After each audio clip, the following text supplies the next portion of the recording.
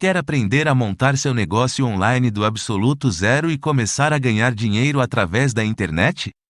Acesse o link no primeiro comentário fixado. Nessas atividades ostensivas, de um modo geral, seja dentro dos cursos, seja dentro dos batalhões, dentro dos grupos táticos, qual é a atividade que mais te surpreende? Pegando esse gancho aqui do colega morto, né? Que mais te impacta, assim?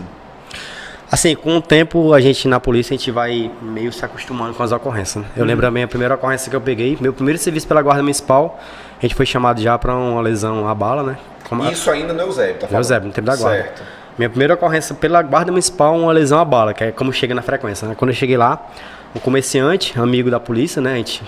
Sempre tem aquele cara que gosta da polícia, tinha sido alvejado no bairro lá no bairro que fica a prefeitura do Eusébio.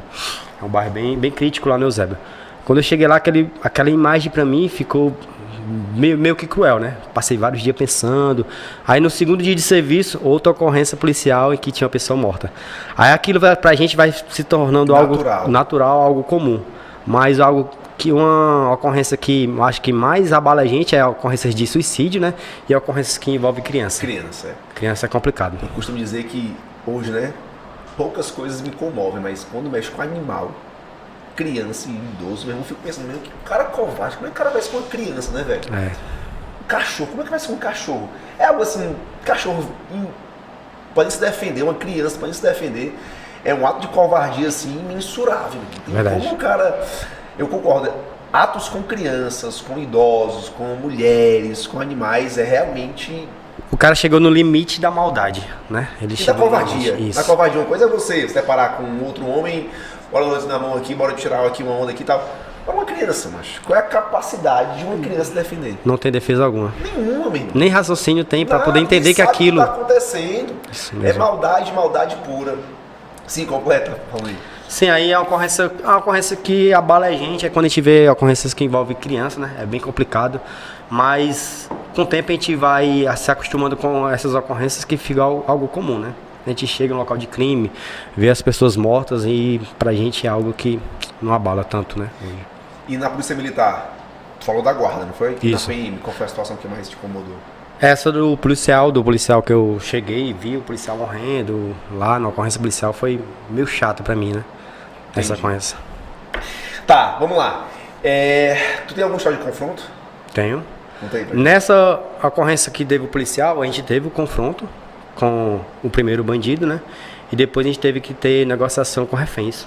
E na negociação a gente teve a troca de conta tiro. detalhes como é que foi a situação. Chegou lá no local, tava o companheiro morto. Pronto, nós chegamos no local, a galera pode até depois pesquisar essa ocorrência, vai só colocar assalto a Zeni de Limoeiro. Como foi a ocorrência? Chegaram com 5 bandidos no carro, eles vieram de Mossoró. Mossoró faz ali Rio Grande do Norte, Ceará, faz ali divisa de estados, né? Aí eles chegaram pararam o carro em frente a Zeni, 3 desceram e começaram a abrir a Zeni para fazer um furto, né? A viatura da área recebeu o chamado e foi atender. Os policiais foram até safos, pararam a viatura na esquina, foram andando, abordaram e botaram os 3 bandidos na retaguarda do carro, né? Do carro deles.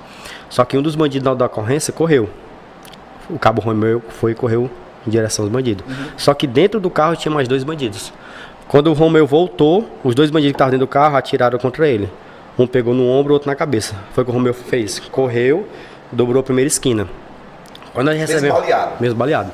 Quando nós recebemos a ocorrência, a gente recebeu que era um confronto de um assalto a policial. Chegou meio distorcida a informação. Quando nós chegamos lá, tava só um carro parado em frente a Zeni, todo picotado, sem ninguém dentro. Quando nós dobramos a primeira direita, tava lá o corpo do Romeu assim, ainda meio... E os 2 policiais meio que chorando. Aí a gente fez o primeiro atendimento, levou para o hospital. Infelizmente ele morreu no hospital, né?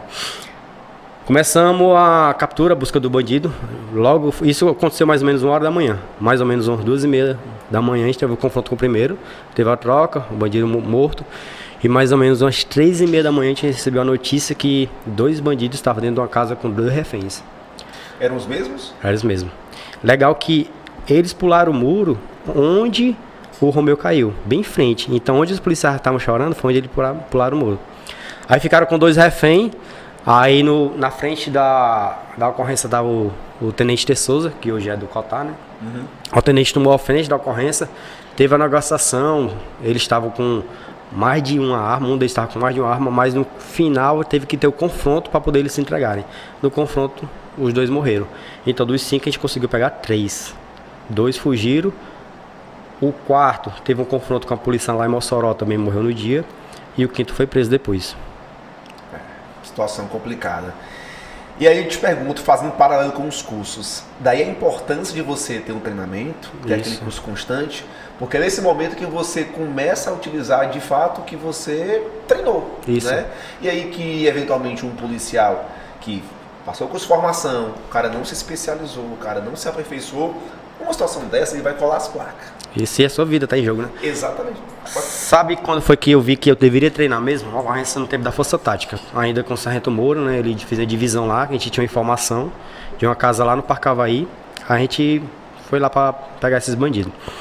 Na divisão ele botou 2 policiais para um lado, 2 para o outro. Sei que na divisão tava eu, outro policial. Quando a gente entrou, começamos a troca de tiro com um dos bandidos, né?